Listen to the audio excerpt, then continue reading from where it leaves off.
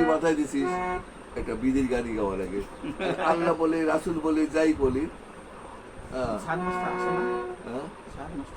একদিন আসে কতটুকুই নাই, হাতটা তুই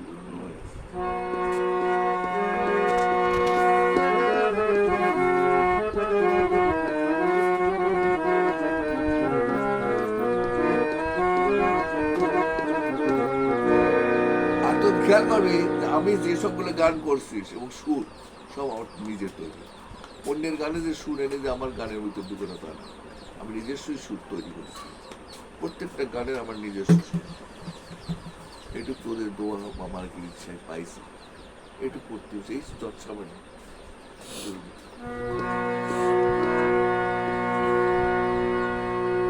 বিধি কোনখানে গেলে পাবো তোরে, নাম ঠিকানা জানি না, মন্দিরে মসজিদে খুঁজে মরে তোরে দেখেন। এই গানটা আমি নিজেই লিখেছি।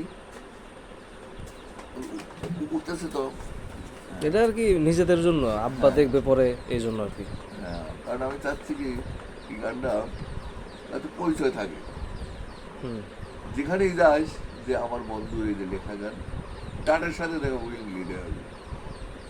আরে যে এই বেচারা গর্ব করে বলে, এই যে পত্রিকার সম্পাদক কিন্তু একটা বিশাল ক্ষমতা দিচ্ছে। প্রত্যেকটা পত্রিকায় কিন্তু সম্পাদকীয় মন্তব্য থাকে, তাহলে তাদের ক্ষমতা কি বিশাল ক্ষমতা।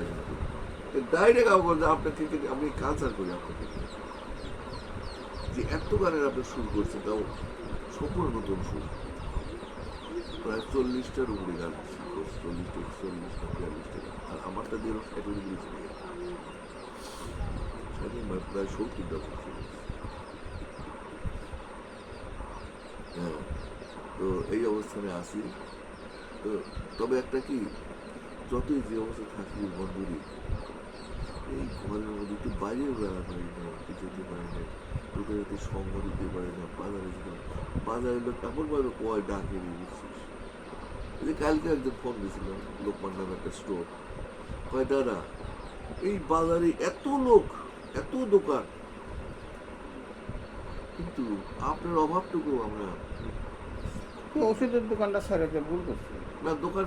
দোকান আছে তো আমার, দোকানটা ভাড়া দিয়ে রাখছি, কিন্তু যাবো কেউ করছি এখন নাই, তখন থেকে একটু বাদ দিলি। কোনে বাদ দিলাম? আজ 10 বছর ধরে বাদ দিছি, 10-11 বছর ধরে বাদ দিছি।